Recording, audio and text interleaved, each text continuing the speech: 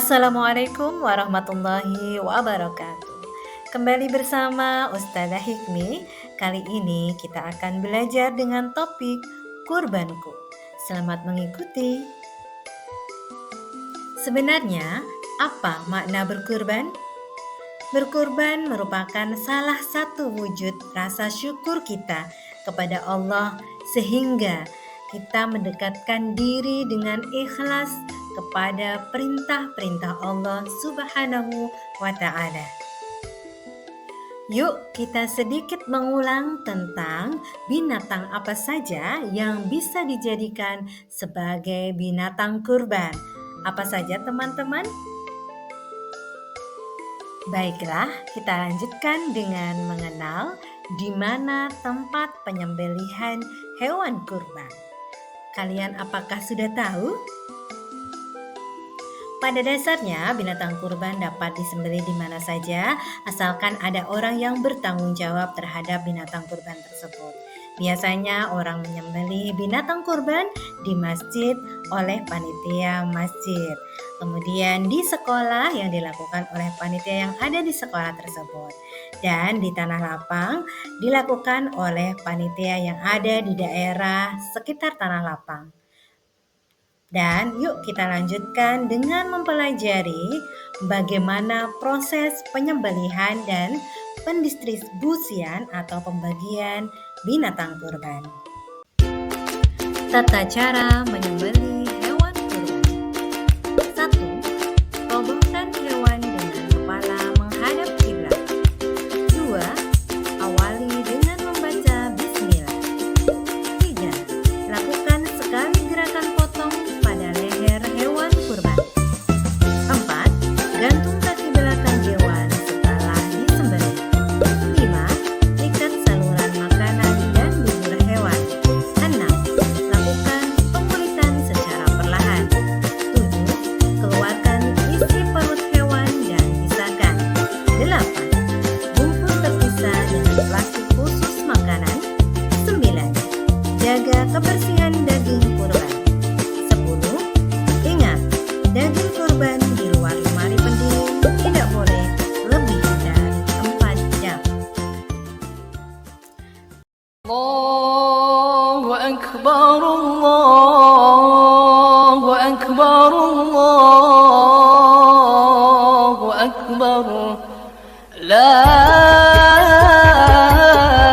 ilaha illallah, Wallahu Akbar, Allahu Akbar, walillahil hamd.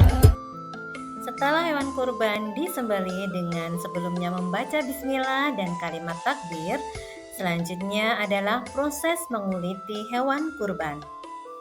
Proses pembagian hewan kurban. 1. Ambil daging kurban. 2.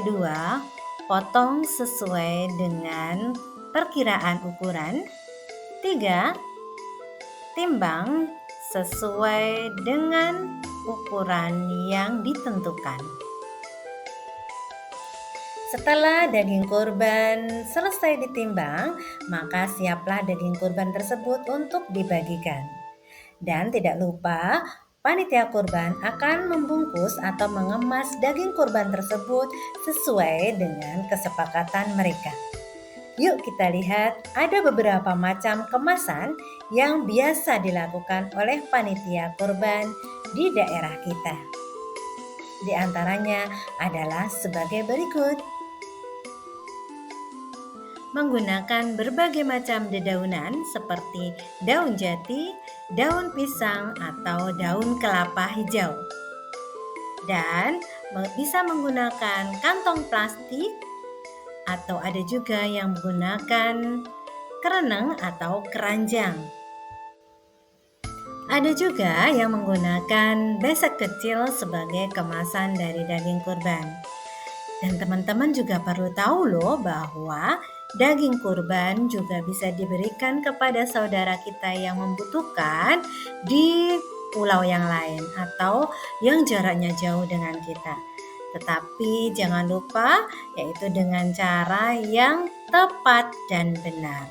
Daging kurban bisa diawetkan dengan cara memasukkan ke dalam wadah atau tempat atau mungkin bisa juga kaleng yang kedap udara.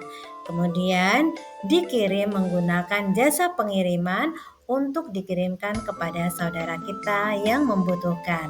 Mungkin bisa di luar daerah, di luar pulau, atau juga bisa di lain negara. Setelah tadi kita mempelajari bagaimana pengiriman atau pembagian daging kurban, sebenarnya kepada siapa sih daging kurban itu bisa diberikan? Yuk kita lihat dan kita pelajari bersama.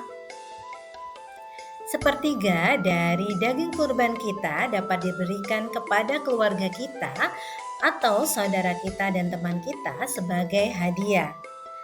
Kemudian sepertiga lagi diberikan kepada fakir miskin. Dan tidak lupa juga kita sebagai sohibul kurban juga mendapatkan jatah, tetapi tidak boleh lebih dari sepertiga daging kurban kita. Iya, demikian tadi kita sudah belajar tentang bagaimana proses penyembelihan dari binatang kurban, di mana tempatnya, bagaimana pendistribusian atau pembagian hewan kurban, serta siapa saja yang berhak untuk mendapatkan daging kurban kita. Anak-anak, teman-teman sudah paham? Baiklah, kalau sudah paham, mari kita mempraktekkan ilmu yang kita miliki dengan bersiap menyambut Hari Raya Idul Kurban atau Hari Raya Idul Adha dengan semangat berkurban dengan ikhlas. Terima kasih. Wassalamualaikum warahmatullahi wabarakatuh.